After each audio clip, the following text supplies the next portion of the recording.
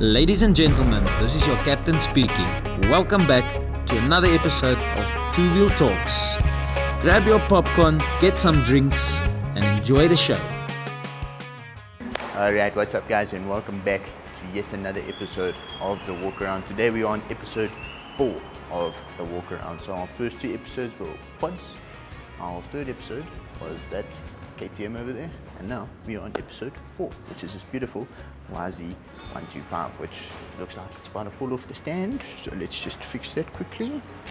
And what I can say, guys, is that this is quite possibly one of the most notorious dirt bikes out there.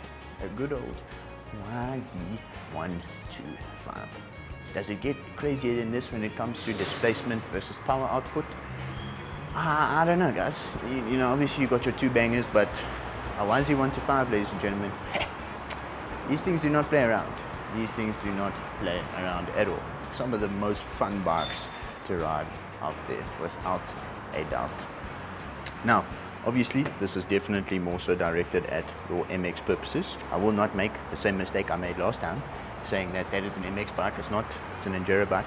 Okay, this is an MX bike, right? It's a 2-banger. First of all, as my telltale sign in the last one, which kind of snapped me back into reality, we don't have a kickstand. Yes, we don't have electric start. Obviously, this is an older bike. I think it's a 2006. I will confirm for you guys. We've got no lights up front. We've got no disc protectors, got no engine protectors, no exhaust protectors, no belly plate. Only thing that we have that is even remotely enduro are these lever guards. So yeah, and even then, if you have an off-road, if you ask me, just put some lever guards on there. Honestly, you have got nothing to lose.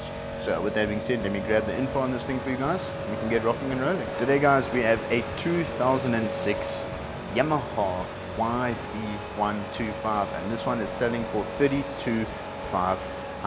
Now I just want to mention quickly, I know there's a lot of leaves around here, but as you can see, we've got a giant delivery bay. So yeah, we've got no control over this. I'm sorry, I'll do my best to keep it under control. Yes. Alrighty guys, so as I always say, just a little disclaimer for these off-road episodes. You need to remind yourself that these are off-roads being used in the bush, in the dirt. Yeah. You guys need to remind yourselves that these are off-roads. They are being used in the bush, in the dirt, in rivers, in oceans, and on mountains, everything. If no matter what, if it's an off-road, you can go there. Okay? Take my word from it, I know. So, off-road guys, please just remind yourself there is going to be damage. Like for example, lever guards, again, exhaust, swing arm, rims, fairings. Guys, these things happen. These bikes are made to be ridden in an aggressive way. And with that will come your falls, will come your drops, will come your minor crashes. And yeah guys, it's so unlikely to find a off-road in perfect condition unless it has been reconned, it has been used for specifically MX purposes, has not been crashed and has been well maintained, or if it is a wheelie bike or a stunt bike that has been fully converted to a supermoto and then converted back to off-road. Then unless your bike is one of those 3 things, or the bike you're looking at is one of those 3 things, chances are it's going to have some damage on it. And it purely comes down to what these things are used for. As I said, even in an MX application, you're gonna crash.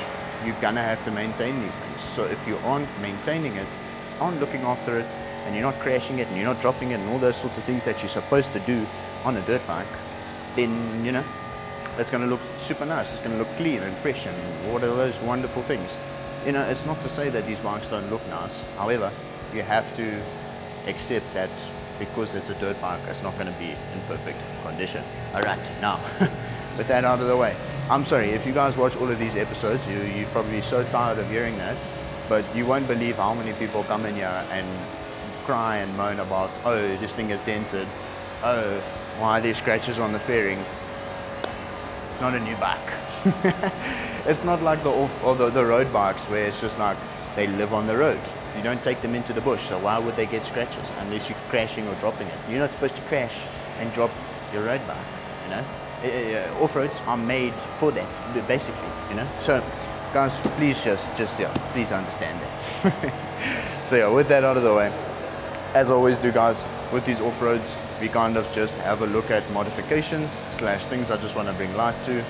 So sometimes it's not necessarily a modification. Let's say, for example, some nice calipers. Maybe it's got Brembo calipers. You know, it's not a modification, but I just want to bring light to it because it's a nice thing to have on the bike. So yeah, and then after that, guys, we will have a look at the damage on the bike, things that I want to bring your attention to, and then to finish things off, we'll get a nice little startup going for you guys. So yeah, without further ado, guys, I'm going to get going with the most obvious one, which is our lever guards. Now, as I've said, it's an absolute must. It's a no-brainer, and these are some nice Acebid. I don't know if I'm saying that correctly, but I say it like that every time and no one's corrected me, so I'm just going to accept it.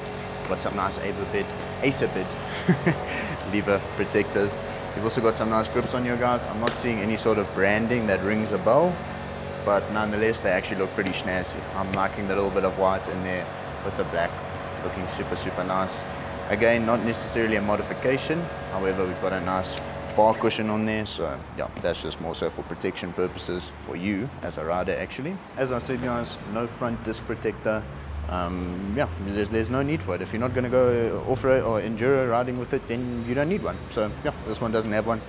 We are saving a little bit of weight in that aspect. As you guys can see, we've got some lovely WP front suspension, absolutely snazzy, some of the top of the line suspension out there.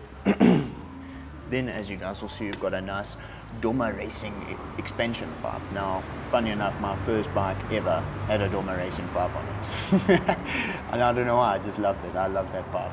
It was actually a nice little, well, the first racing bike I had, which was a KX65, had a nice little Doma Racing pipe on there, and it was super nice. It sounded ridiculous. So and I know for a fact this thing sounds super nice. Then up front here, guys, you guys will see we've got some nice spoke covers and some nice rim tape. I must say, I'm a big fan of that rim tape. It looks super nice, front and rear. Same story with the spokes. And on that note, guys, if you want spoke covers, you can sort you out with that. If you want grips, if you want lever guards, if you want a new seat cover, if you want a sticker kit, if you want to do it to your bike, you can come to us and we'll most likely be able to do it for you. If we don't have the parts in-house, we'll source it for you, we'll put it on. If you want to bring your bike here and we put it on for you, we can also do that. I mean, you know, just to give you an idea, we take bicycles and we put engines into them, all right? So just to give you an idea of our capabilities, or should I say, the service center. There's some crazy stuff that happens in there, all right? Yeah, guys, and then I do see, I know I did say that there's no disc protector at the rear, but I do see that there is one now. However, it is just plastic, so yeah, I don't think it's going to protect you from any sort of rocks or anything like that. If you're going to be using it for an enduro purpose, definitely get yourself some of the metal disc protectors. Those are going to do a much better job of protecting it. So yeah, nice to have. Not going to provide a crazy amount of protection, but as you guys can see, it's already saved a disc, well, the disc, from a little bit of damage there at the rear. As I said, guys, Doma Racing pipe. Love that thing, it looks absolutely snazzy. You've just got a stock little two-stroke muffler on there. Again, as I said in the previous episode, unfortunately I can't give you guys an idea of what's going on with sprocket ratios. It's something that I'm working on. For those wondering, if you don't know this, the older bikes, they are carbureted. So as you guys can see, we do have a carburetor over there. I'm really not sure when Yamaha introduced the fuel injection, but yeah, in these older models, it's almost a given that it's going to be carbureted. And no, that's actually the way I like it. I like me some carburetors. I don't like fuel injection. And then, yeah, guys, as I said, no electric start. Definitely speaks to the age of the bike. Yeah, I'm really not seeing anything else. We've got a nice little stock seat cover on there. Very basic sticker kit. We're probably going to end up putting a nice little sticker kit on here. It really just depends on if we can get one for this model specifically. But those guys over at Styling Rides have been absolutely awesome. We've been working with them now for a couple of months, and we pretty much do all of our sticker kits through them.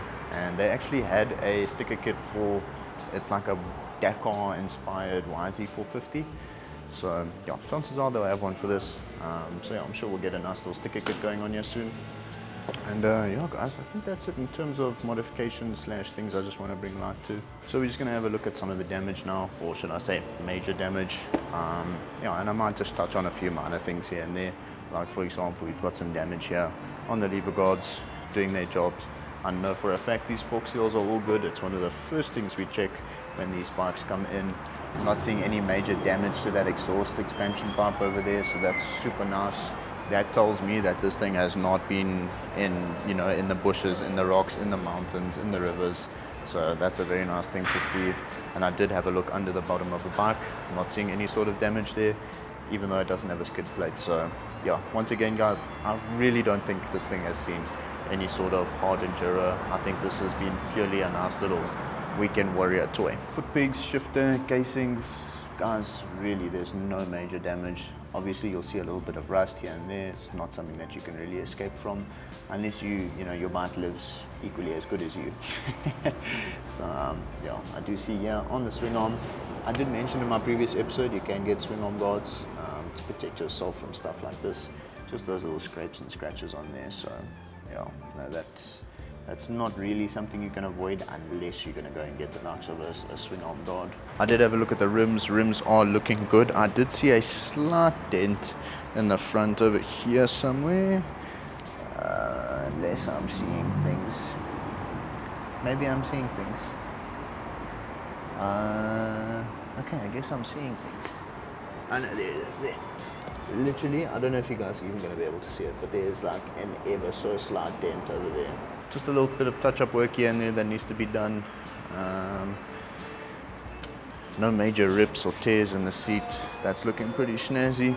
I see there on the exhaust, it's something that I've seen quite a few times and I don't actually know what causes it. I think it just needs to be polished and stuff again.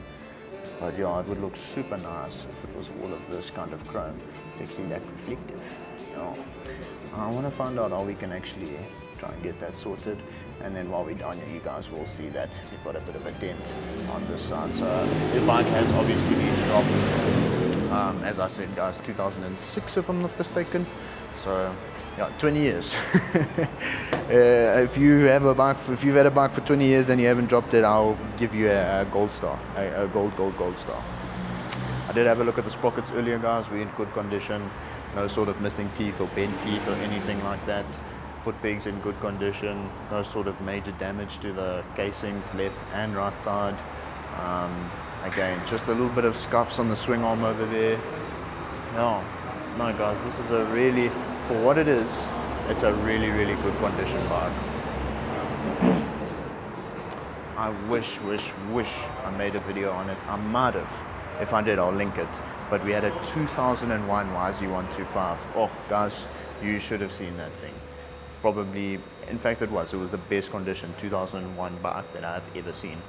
That thing was absolutely pristine. So yeah, no, it looked better than this, and it was what, about 5 years older. So yeah,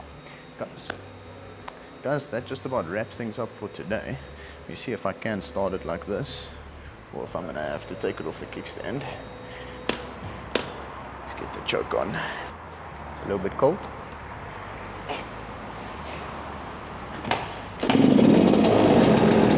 There we go. I look like I want to fall.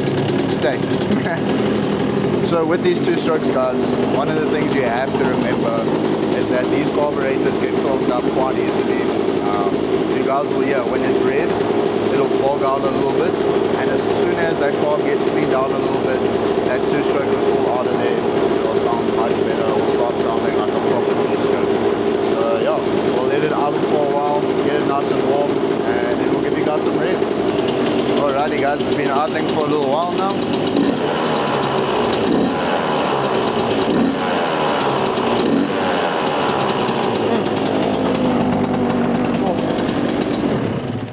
Nothing like the smell of two-stroke, boys. Love me some two-strokes. I'll probably never own one because I don't know. I like 454 strokes, eh? But yeah, no, I love two-strokes. I'll maybe buy like a little KX85 or KX65 just to kind of play around on. But in my personal opinion, for what I like doing, which is a little bit of stunting, yeah, 450s is where it's at for me personally. Also because I actually commute on mine, so I need every single one of those 450 cc's, trust me. So yeah guys, that's it. That pretty much wraps everything up for today guys. Again, episode 4, episode 5 is on its way. So yeah, if you guys have any questions, drop them down in the comments. I'll get back to you as soon as possible. And yeah, other than that, guys, that's it for me today. I'll catch you guys all in the next one. Peace.